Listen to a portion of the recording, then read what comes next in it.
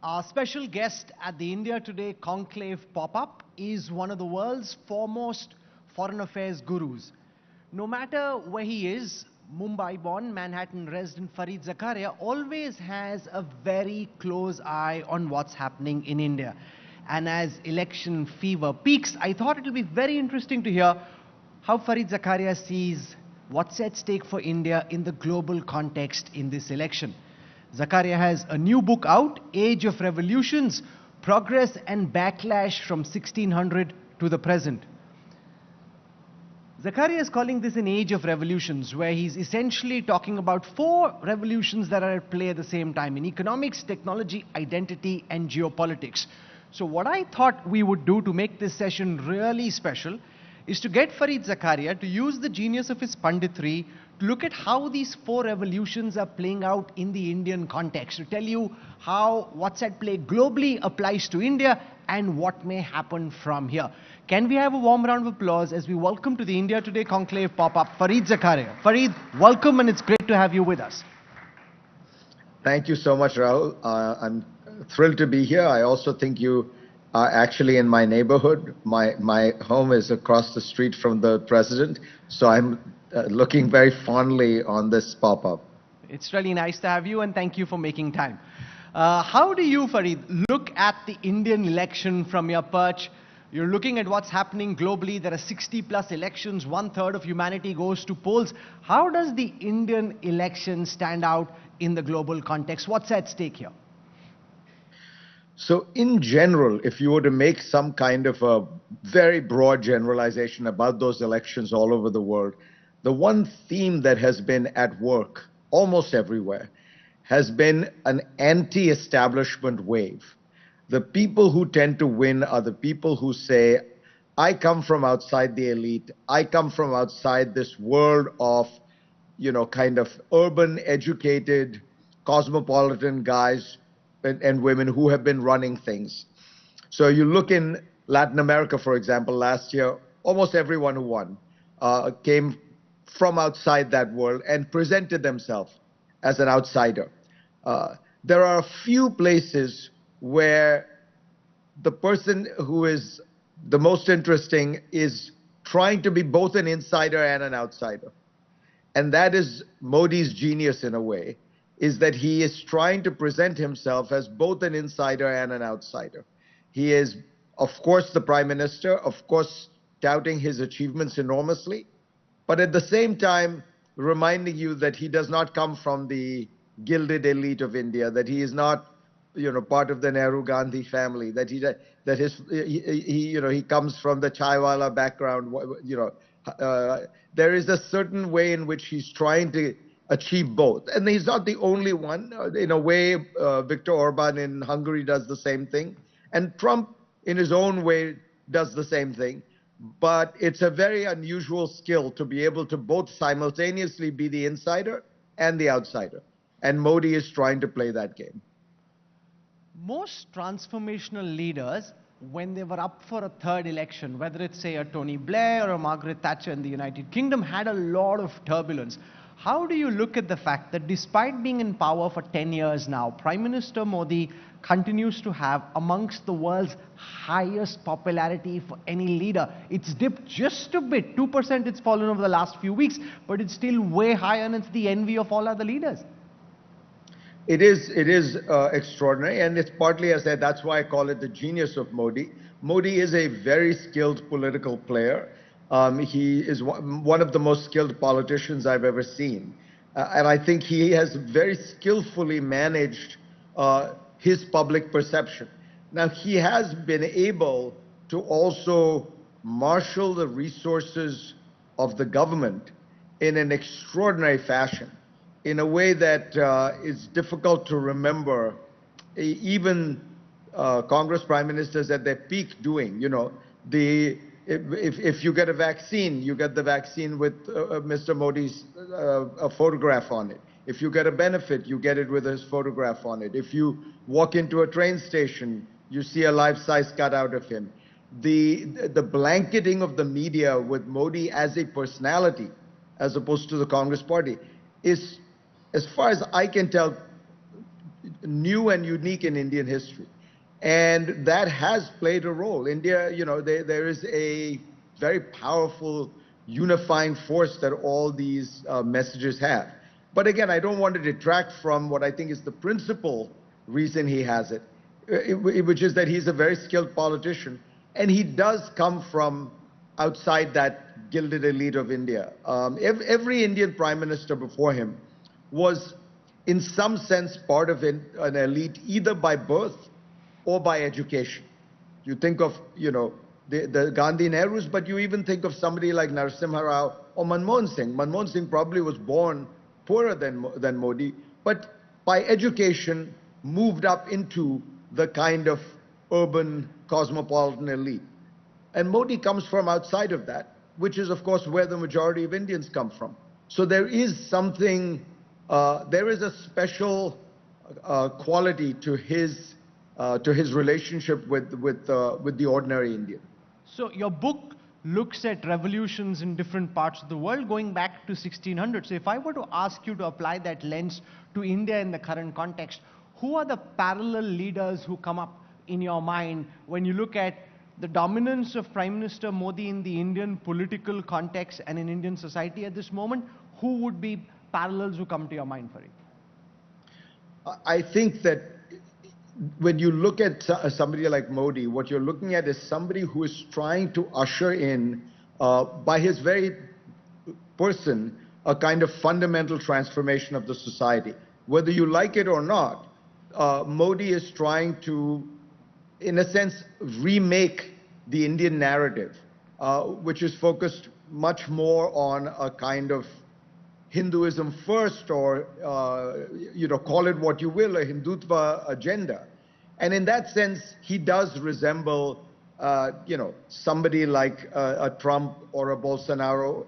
Erdogan is probably the closest analogy that I would say. Erdogan came to power believing that Turkey had been ruled too long by a kind of urban cosmopolitan elite, that he was going to provide a new narrative for Turkey, one much more infused with religion.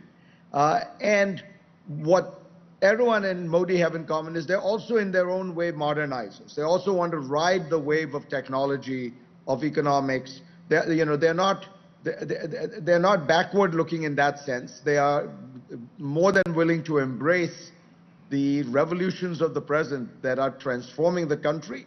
They also want to engage in a political transformation that accompanies those, that gets rid of the old sources of identity, the old, if you will, kind of narrative, and put a new one in place. So it's simultaneously, it's in some ways a kind of forward-looking new narrative, but of course it in some ways harkens back to, I would argue, an imagined past, but in any event to some idea of, a purer India.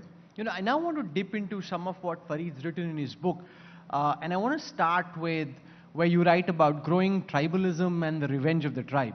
How culture, class, tribalism is what makes people decide who they wish to vote for.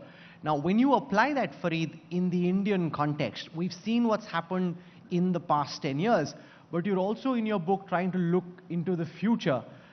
Give everyone sitting here and watching you across the India Today network a sense of, the revenge of this tribe, the idea that we've been left out, which is why Prime Minister Modi is as popular as he is. How does this apply at the moment and going forward, Fareed?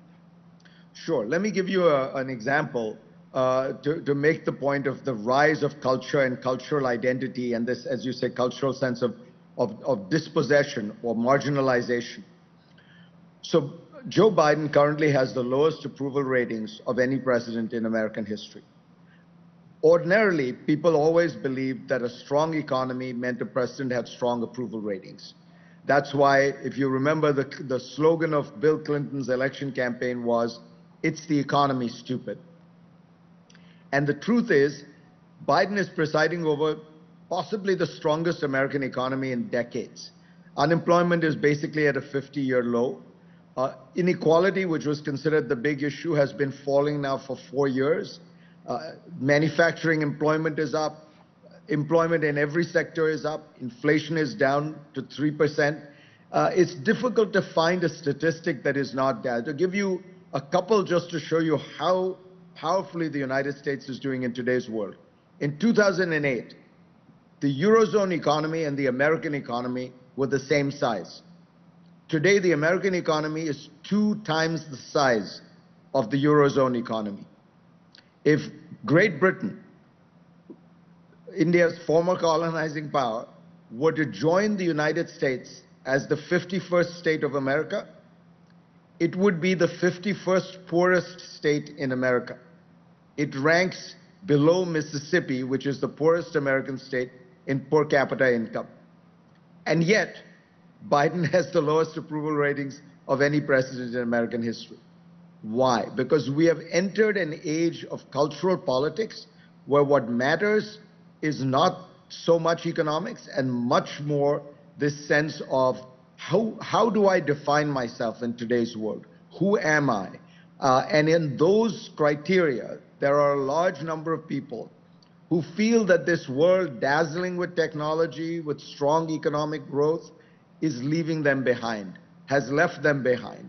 And that's why issues like immigration and what is so-called woke agenda have become so important. It's the rise of this cultural politics. Now, in India, it applies, again, somewhat unevenly, because India is, of course, a much poorer country, and so is still moving up the economic chain. But you still have, as I say, this idea of the rise of the previously marginalized, the people who were seen as less central to the narrative, who now feel that in Modi they have their standard bearer. And that has been his appeal. The real challenge will be, in India, you still have to deliver economically, and Modi has done a lot, but there are many gaps, unemployment being probably the single biggest gap. And how will all this play in the Indian context is a little difficult to tell. One thing I'll say about the Indian, again, I'm watching it from outside, but his first election, there was a wave of change. There was a sense that people wanted change from the Congress coalition. The second one, of course, was consumed with nationalism and anti-Pakistani nationalism. I don't feel that there are those, this doesn't feel as strong in terms of a wave for Prime Minister Modi as those previous ones. If you were to have to characterize what is the wave that is going to propel Modi to 400 seats, I'm not sure what simple phrase I would use in the way I could for the first two. Change in the first one, anti-Pakistani Indian nationalism on the second one. I'm not sure what this one would be. But Fareed, it's not just about how strong the government and Prime Minister Modi is, it's also about how strong the Indian opposition is.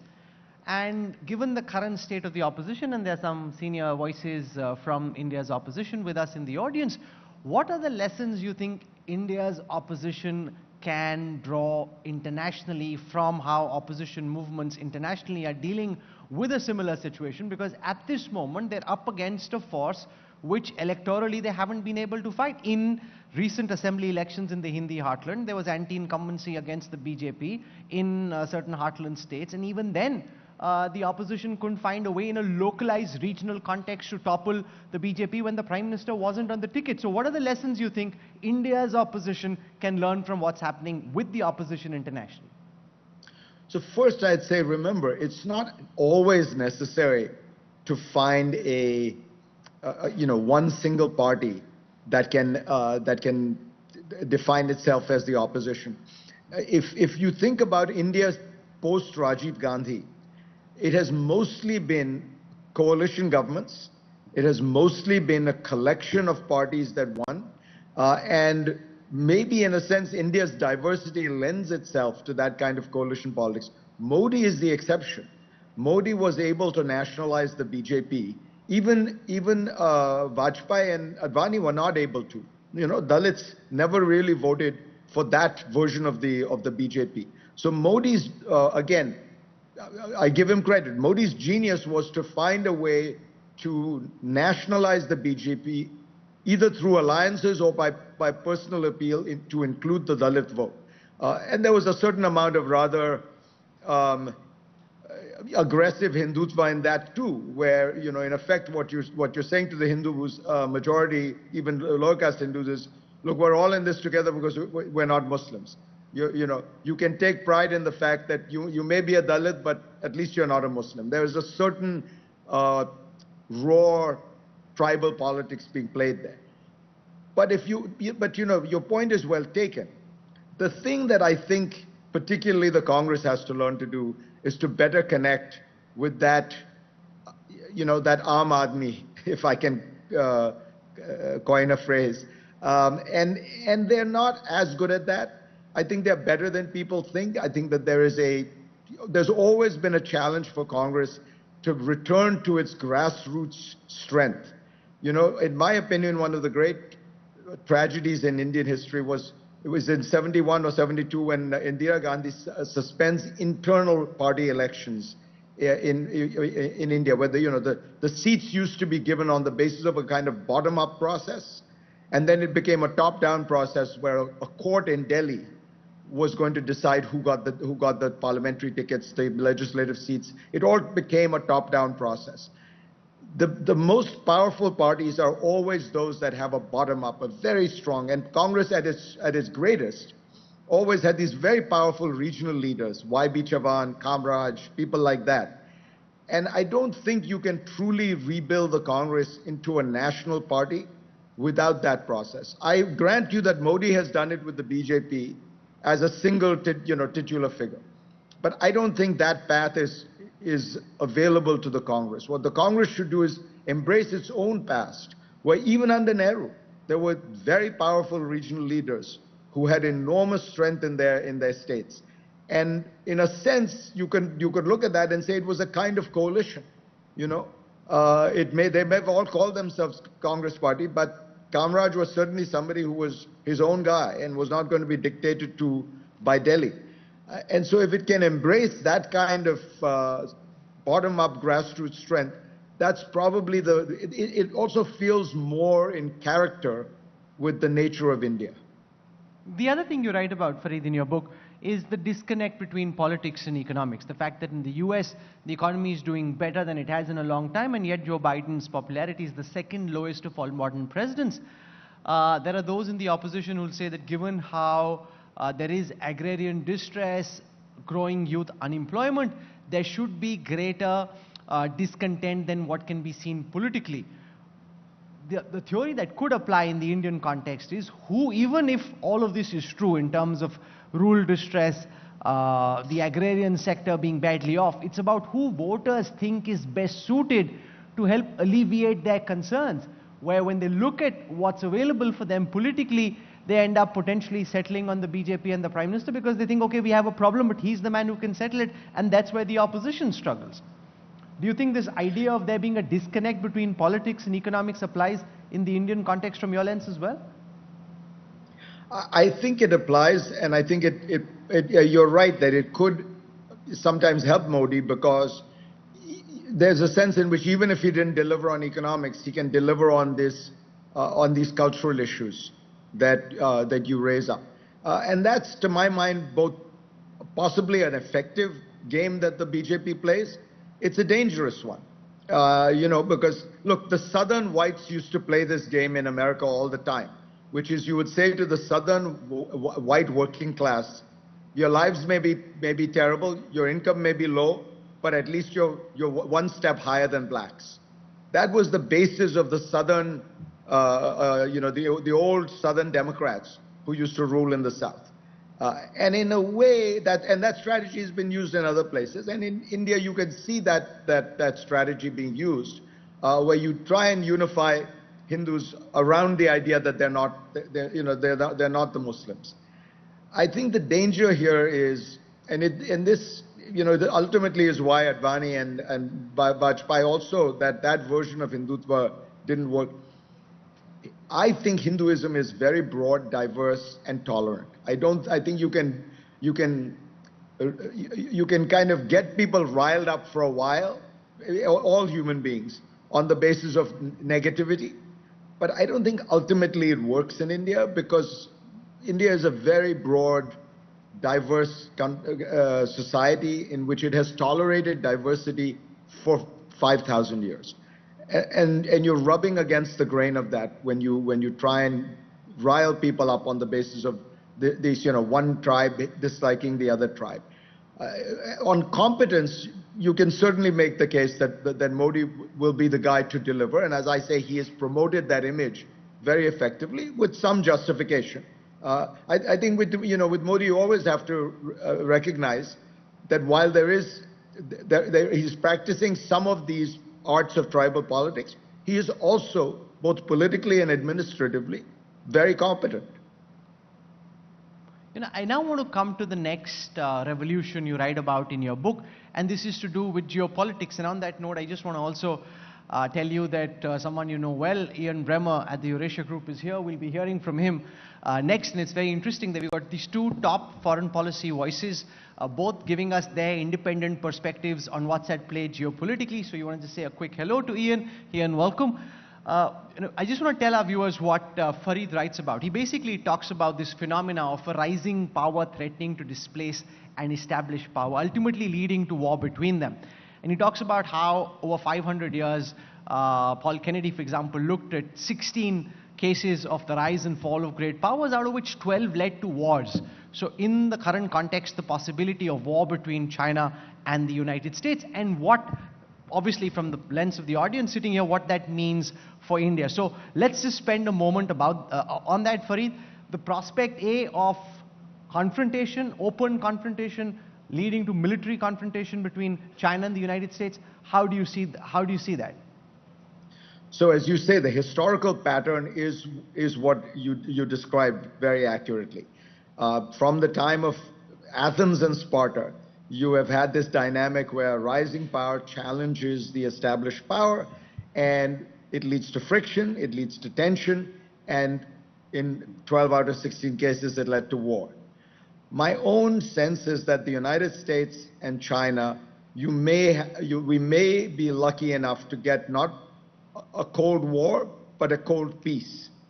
And why is that? Because the global economy is much more interconnected than it ever was. So during the Cold War, the US and the Soviets, best year of US-Soviet trade was $2 billion that year. US and China trade $2 billion almost every day. It's a completely different situation. Secondly, I think that the Chinese recognize that at the end of the day, the US and its allies remain very, very strong. I think that if you think about the statistics I mentioned, and you think about every leading industry in the world, the US still dominates. The top 10 technology companies in the world are all American. If you look at American demographics, they are the only rich country in the world that has strong demographics because of immigration. America is an energy powerhouse. It makes more oil than Saudi Arabia. It makes more natural gas than Qatar. China, it has bad demographics. It has no energy. It has to import all its energy. It is not dominating the technological space. So it's in a very different position. So we may luck out in getting a cold peace rather than a cold war, though of course on something like Taiwan, things could go wrong very easily. Now, where does India fit into this? India looks like it's in the cat's bird seat. And it's able to be wooed by both sides at some level. It's able to play so that it is both seen by the Americans as a friend and at the same time busily buys Russian oil at a discount and Russian weapons. And I think that gets India an enormous amount of freedom of maneuver.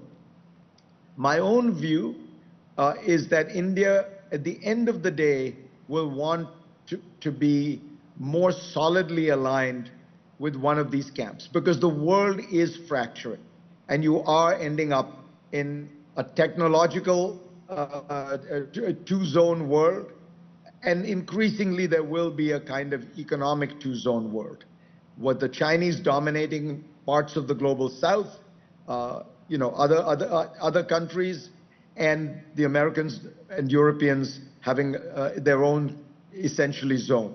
And I say the two sides will trade with each other in a cold peace. But India would benefit enormously if it were more solidly aligned with the West, with the free world, with the democratic world, and it would be able to reap enormous rewards technologically, in commercial terms, economically, but also culturally, if it was seen more solidly aligned in that way. I worry sometimes that this path India is on will leave it not, with enormous freedom of maneuver, which everyone thinks about, but will leave it stuck in a bit of a no man's land. Let's remember, to play that role of being the great freelancer with all the options in the world, you should be already an advanced industrial country. India's per capita GDP is 2,500, 2,800. It is the poorest country in the G20. It is a country that needs at least 9% growth to be able to break the back of poverty. And for all those reasons, it needs a much stronger alliance, a much stronger economic relationship with the Western world, with the centers of the most advanced technology in the world. And I fear for, what are we getting out of this multi-aligned policy? A little bit of nationalist pride, a little bit of strutting around, being able to say everyone is being nice to us, everyone is bowing down to us. But what are we missing? What we're missing is the opportunity to hitch our wagon to the fastest growing, most powerful, most technologically advanced country in the history of the world, which is offering that relationship to India on a platter. Why are we better off if we hitch our bandwagon to America than we are right now? This is something that Dr. Jaishankar, and I've had an opportunity to speak to Prime Minister Modi as well about this. They feel very passionately about it. They'll say, okay, this is Fareed Zakaria echoing Washington's voice. It is in India's national interest to do what works best for India. Why should we listen to Fareed Zakaria? How would we be better off if we did what you said? Because of exactly what I just said. Because India needs America more than America needs India. I mean, that's why this is not Washington's view. Washington will be fine. India, there's very little that India gives Washington. In any case, India is not going to, veto a UN resolution that America wants because it doesn't have the veto. In any case, India is not going to add in any significant way to the deterrent capacity that the US needs with regard to China, because that's largely a naval issue. And India does not have a powerful navy by any stretch. So the issue is, if India wants to modernize, if the fundamental goal, remember, this reminds me a lot of the non-aligned period, where, because of Nehruvian pride, and this ideology that said we are morally superior to capitalism or communism, we're going to chart our own path. India decided to basically stay aloof. South Korea, Japan, Taiwan picked sides. India and South Korea had roughly the same per capita income in 1950. Actually, India's was a lot higher than South Korea's. Today, South Korea's per capita GDP is 35 times India's. So you tell me, was it worthwhile for South Korea to hitch its wagon to the fastest growing, most technologically advanced country in the world? Or was India's strategy of this Nehruvian aloofness and moral sanctimony and Krishna Menon giving fancy speeches at the UN, what did that buy India? And I fear that we are in the same position. You will not get the full benefits of a comprehensive strategic relationship, economic, technological, and political, with the United States if you don't make a choice. If you want to play this game, of course you can. India's a big country. Even in the 50s, it was a big country. Just the sheer population and geography dictate that. But you're losing out. It's the opportunity cost that I'm talking about. One of Prime Minister Modi's big poll planks is that India's prestige at the global high table has gone up substantially over the past 10 years. And that's something that a lot of voters seem to believe in and like as well. How do you see the next 5 years being for India, given all the geopolitical headwinds that are at play? The theory in India is that so far India has risen and there hasn't been a strong pushback internationally, that the level of pushback over the next 5 years could be much more than over the last 10. How do you see this, Fareed? I don't think so. I think India is in a sweet spot.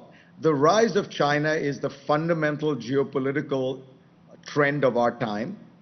And the rise of China means there is a market for a large Asian country that is going to balance China in some way. And India is that large Asian country. So there is an enormous incentive for everyone to respect India, to try to have good relations with India. So I don't think that you're going to see that. Now, India could overplay its hand. But so far, to be fair to Prime Minister Modi, I don't think it has in that sense. An aggressive India, an India that tried to do something in Sri Lanka again, or the kind of thing that produces pushback is generally a much more aggressive foreign policy, defense policy. You look at China. In my opinion, Xi Jinping has been the worst foreign policy leader for China in 40 years, in 50, basically since Mao. He has triggered a series of balancing mechanisms in Japan, in India, in Vietnam, in Philippines, in Australia, and of course, most importantly, in the United States against China. China was trying to attempt a peaceful rise. That was the phrase used by Hu Jintao, Xi Jinping's successor. India should try to take a lesson from that book and say, as we rise, our intention is to rise peacefully, to rise in a way that doesn't threaten other people. That is the glide path to success. In your book, you write, Fareed, about the crests and troughs that globalization has been through. China registered 9% plus growth at a time when the tailwinds were in favor of globalization. Prime Minister Modi and the Indian government are trying to ensure India rises from number 5 in the global economic standings to number 3 at a time when there are headwinds blowing against the idea of globalization. Is that something that's here to stay? Because in the book you make the argument that this is just a period. There are times when countries are doubling down on nationalism and protectionism, and there are times when new generations seek to unshackle markets and trade. How far could that period be? How do you see this, Fareed? Well, right now there's no question we're in a period of deglobalization in the sense that people are trying to find special relationships, opt-outs, selective protectionism, industrial policy, and so it is harder. I think you're right. Now, what compounds the problem is India has never been very open to international trade. One of the reasons that India does not do as well in manufacturing is that manufacturing is very much now a global process. So people talk about how the iPhone is made in China. It's actually not made in China. It's made in 15 Asian countries and eventually assembled in China. And the reason it was so difficult for Apple to come to India was because India has very high tariffs on intermediate goods. So importing the component parts becomes very expensive. Now that has been solved, as far as I can tell, by giving Apple a bunch of special waivers. But that is not the path to really moving from 5% to 9%. The path would be for India to become more open to trade, allow more intermediate goods to come in at lower tariffs, then India can become a hub. I think it's a very sad reality that when you look at the degree of diversification away from China, in particularly advanced manufacturing, the Apple symbolism aside, India has gotten very little of it. The principal beneficiaries of the diversion from China have been Vietnam and Mexico. And what India should be trying to figure out is how can it take advantage of that? How can it move up the value chain?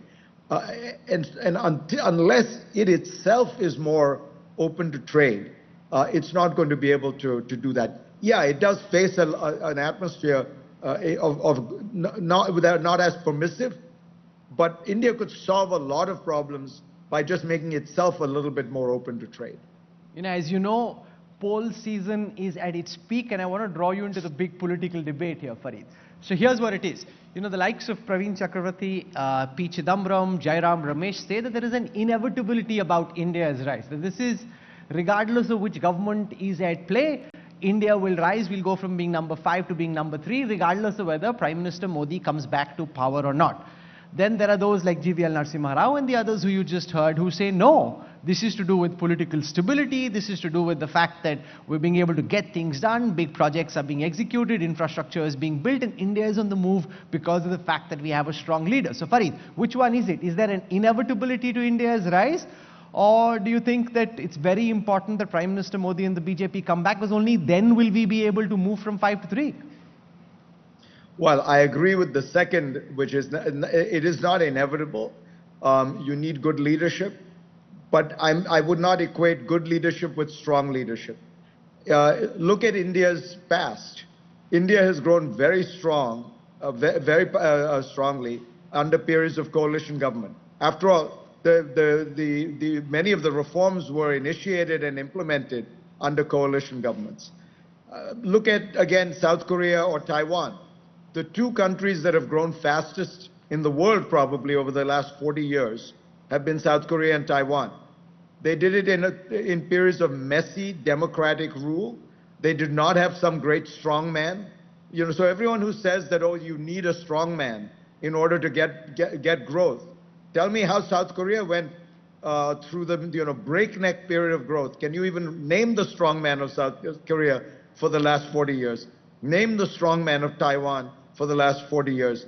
It's a myth. What you need are good policies. But you do need policies. I agree with that part.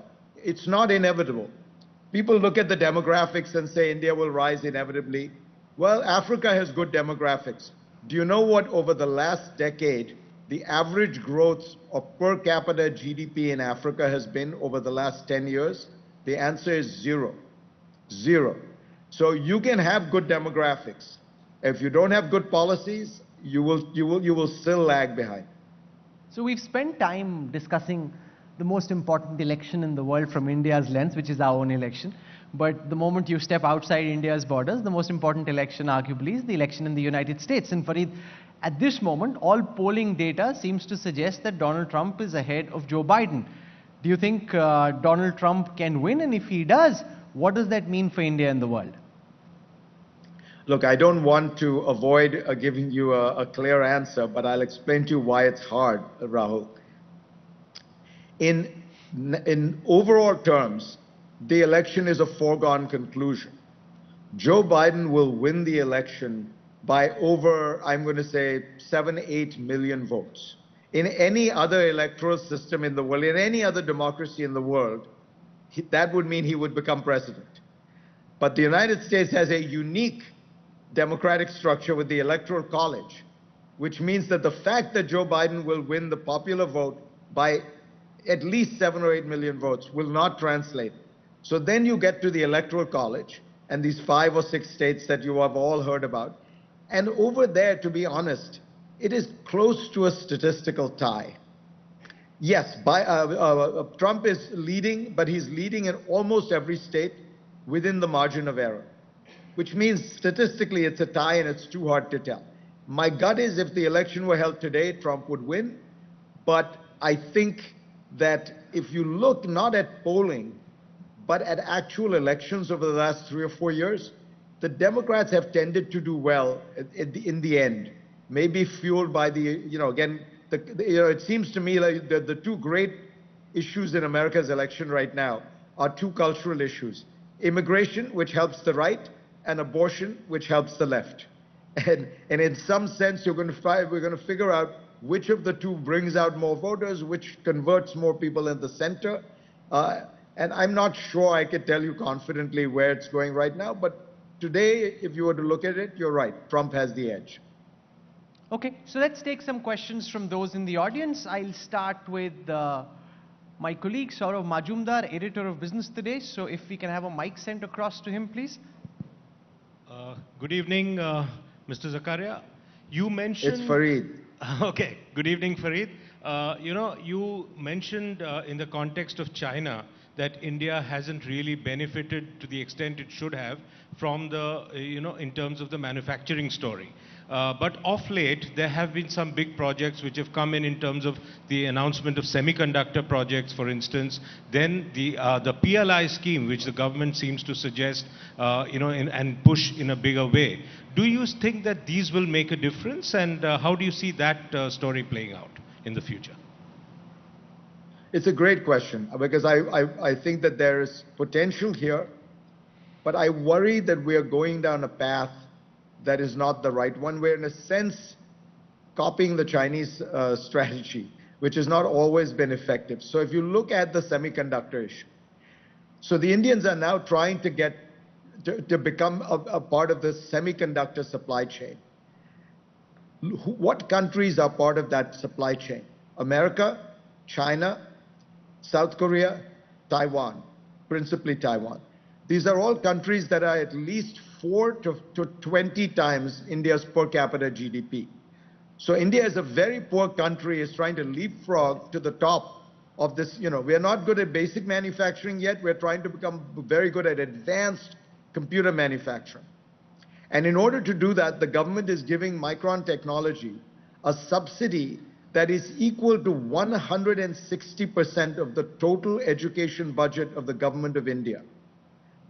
Think about that. In other words, if you were to increase the government of India's education budget by 160%, that one subsidy to that one company, is that worth it? Or is it better to fundamentally retrain and uplift tens and tens of millions of Indians? I think it's the wrong path. I think it will be a very expensive path. I think the cost overruns are likely to be great. And at the end of the day, what you're trying to do is modernize and lift up the whole country, not give a handout to one company. Okay, we'll take the next question from Praveen Chakravarti. Praveen Chakravarti is a senior leader of the Congress party, has headed the Big Data Analytics Cell, chairman of the Professionals Congress Wing. So Praveen, go for it. Thank you, Rahul, and good evening or good morning, Fareed, whatever time zone you're in. I want to kind of push you a little bit on the strong case that you made that India should hitch its wagon unabashedly with the United States. Why? What does India get in return? And sitting where we are, there is a sense that America is actually a declining power. You mentioned Micron. So I could flip that around and say, why did Micron even want that subsidy? What has America done? And today there is a headline story that says foreign investment, especially from America, negative, declined, and it's the lowest since 2006. So what has India got in return, especially when there is this view that it is perhaps a power in decline? So let's start with the perception of the American power in decline, which is a perception largely, in my opinion, promulgated by the Chinese. The East is rising and the West is declining. So the United States is currently 25% of global GDP. It's 4% of the world's population. It is 25% of global GDP. Do you know what that number was in 1980 at the heyday of Ronald Reagan's America? 25%. The United States has been able to maintain its global share of GDP over 50 years with no decline. As I say, if you look at the top 10 technology companies in the world, in 1989, 5 were Japanese, 4 were American, 1 was European. Today, 10 out of 10 are American. It's not even that. If you look at the market cap of those companies, of the 7 biggest technology companies in the world, all American, they are larger than the total market capitalization of the countries of Germany, France, Britain, Italy, and Canada put together. Apple alone has a market cap that is larger than the entire country of Germany. So the perception of decline seems to me to be odd when placed against these realities. I mentioned the energy reality. The US is now the energy superpower of the world. If you think about the demographics, so it's very difficult to square that reality with the economic data. And then you add to it that when you want to think about America, you want to think about it with its strongest allies. The Europeans, the Japanese, Australia, Canada, Singapore, and you put all that together and it's about 68% of global GDP. All the advanced technology in the world coming out of there. So what India would gain is a close, tight relationship with that part of the world, with that center of technology, of economics, of commerce, of culture. And let me put it to you this way. There is also a very deep cultural symbiosis between India and America. You can see that in the relation, in the role of Indian Americans. Uh, these are two great democracies. These are two diverse countries. These are two societies.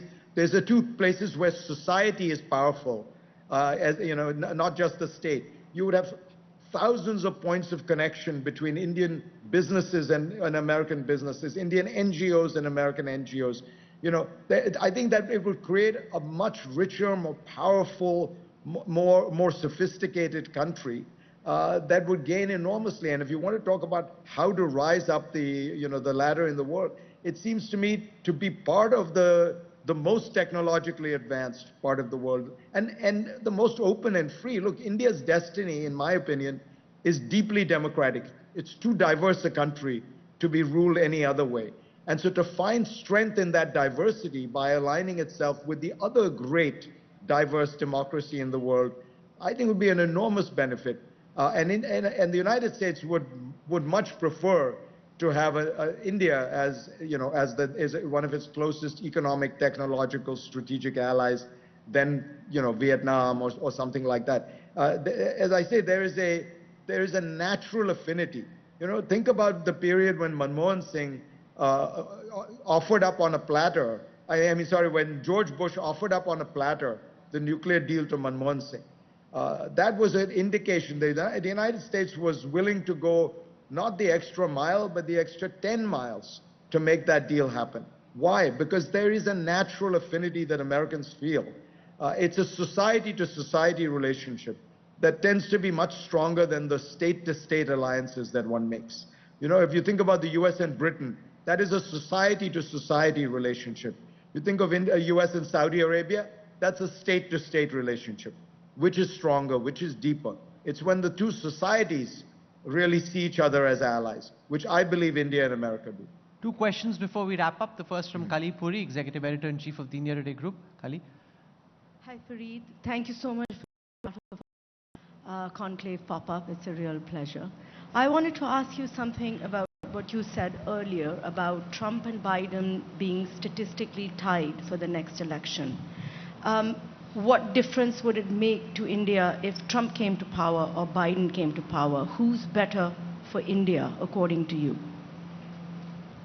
It's a great question. I think both will be pro-India. I don't think that there will be much difference. I think, honestly, there has been a bipartisan strategic decision, and as I said, by America's natural proclivities toward India, ever since the Clinton administration.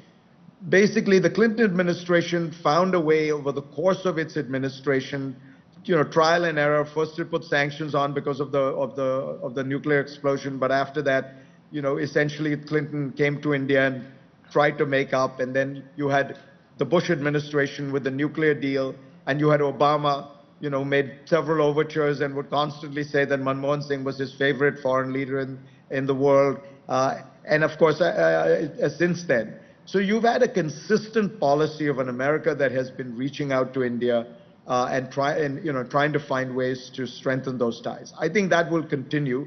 And if you want to be cold-blooded about it, as I say, the rise of China makes that strategically inevitable. The question to me more is, what will be the fundamental outlook of a Biden administration versus a Trump administration? And I think Trump fundamentally reflects a kind of return of American isolationism. He reflects an America that says, why the hell are we in the world? It's costly, it's messy, all these foreigners take advantage of us. Let's retreat to our fortress America. If anyone messes with us, we'll beat them up, but we'll retreat to our fortress. That's the Trump mentality. He also very strongly believes in protectionism and high tariff walls and all that kind of thing. So I think from a broader orientation, you are better off in a world in which the traditional American internationalism prevails, because it's a world that will be more open, that will be more rule-based, that will be more free, that will be a world in which America is more engaged, and particularly for India's biggest strategic concern, which is the rise of China, I think you will have a more effective counter to the rise of China with a more internationalist America, an America that's more than willing to play its part in, whether it's guaranteeing the security of European countries, guaranteeing the security of Asian countries, that sense that the United States understands that its role in stabilizing the world is key to avoiding a descent into some kind of new great power tension or great power war. So I think it's on that broader dimension. But they'll all come to America, to India at Holi, and they'll all wear white kurtas, and you let their white kurtas get messed up because they all want to court India.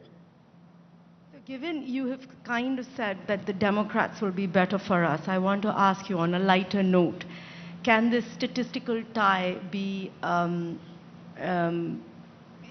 one side or the other, or the statistical tie be broken by Taylor Swift? Well, in a way, it tells you how close the election is, and it tells you again how cultural issues play an enormous part. But I think that at the end of the day, while Americans think about all these sort of trivial issues, the elections do tend to be fought and won on these much broader kinds of issues that I'm describing, even though there are 60% of the democratic world public going to elections, honestly, this is the pivotal election. This is the election on which, the shape of the world will be determined, because you really do have, on the one side, somebody who fundamentally doesn't get America's role in the world, and wants to draw back, and another side that wants to be more engaged and more involved. So I think the stakes for everybody are high. We'll be fine. I mean, I have always thought that if Trump were elected, America will be fine. America has very strong democratic institutions, and they will take a beating with the second Trump administration, because he's fundamentally a kind of illiberal figure, and fundamentally in many ways a kind of quasi-authoritarian figure. But we have, think about the last time around. When he challenged the election, you had 55 court decisions that went against him, including a majority of those judges who ruled against him were Republican, many of them appointed by Trump, and they still ruled against him. His own attorney general refused to go along with him. His own vice president refused to go along with him. State governments refused to go along with him. So the United States has very strong democratic checks and balances. I think, by the way, one thing India could learn from that is our states need to be stronger. Indian states need to be a little bit given more capacity and more power to be part of the democratic mix. But what I worry about is the international sphere, because there the American president has almost no checks and balances. There the president can do almost anything he wants. And that's the role, that's the realm in which, with Trump, you never know, because he's really the world's greatest narcissist. He's the greatest egomaniac the world has ever seen. So he might decide that something looks good for him. I mean, who would have guessed that this is a guy who will fall in love with Kim Jong-un of North Korea? But he did, because he got into his head that this would win him the Nobel Peace Prize. I don't know who gave him that impression, but so we'll be in for a roller coaster ride and many surprises. The question is, do you want to take the chance and buy that ticket? If that happens, you can just come back to Mumbai, Fareed. I have at As least I said, my apartment is across the street. Yeah, and we've got some great food here as well. So I have at least 12 more questions which people are requesting, but we're out of time. And I want to thank Fareed Zakaria for joining us. There's some bits of his book we couldn't get into, but that's also when Fareed will say, just read my book for the rest of it. So thank you very much, Fareed Zakaria. Absolute pleasure having you with us at this India Today Conclave pop-up. Thank you. Thank you so much, Rahul. Always a pleasure. Thank you so much.